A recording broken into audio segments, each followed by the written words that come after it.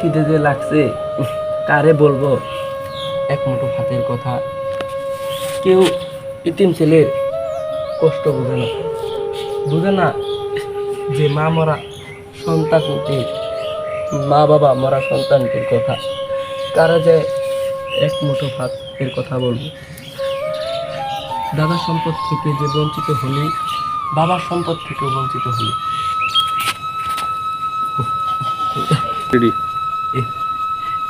জেরোর কাছে যাই দি, জেরোর সাথে যার সাথে কব ভাত মনে খাস নাই,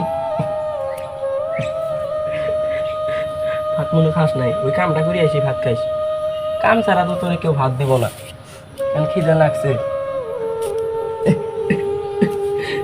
জেরোর কাছে যাই না গো, জেরোর কাছে যাই দি, ওই দি জেরো জন কয়টা ভাত দে, যার সাথে বলবো কেউ সান্ত্বনা দিবের মানুষ নাই তো।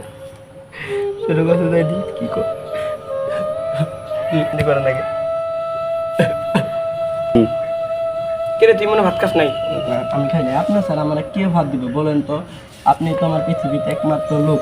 যা এই জন্য দুটো খুঁড়ি আশা করি বাড়ি বসে ভাত খা। আচ্ছা আপনি স্যার আমার কেউ নেই, যাইতেছি। রেডি। খিদে লাগছে, তবে কষ্ট কাম করে রাখতেছে। কেরা তো তোর ভাত দিব না। খুঁড়িগুলো খুঁই, খুঁড়িগুলো খুঁই, খুঁড়িগুলো খুঁই। কষ্ট, এত কষ্ট কে আল্লাহ আমার? আল্লাহ আমার কষ্ট কে আল্লাহ?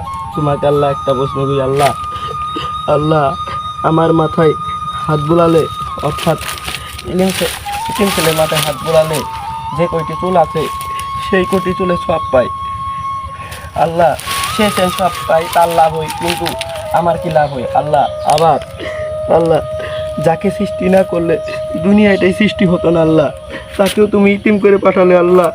কেন আল্লাহ, কেন আল্লাহ? তাকে তো সহ্য করার শক্তি দিয়েছিল, আমাকে তো আল্লাহ সহ্য করার শক্তি দেওনি আল্লাহ। আল্লাহ কেন আল্লাহ?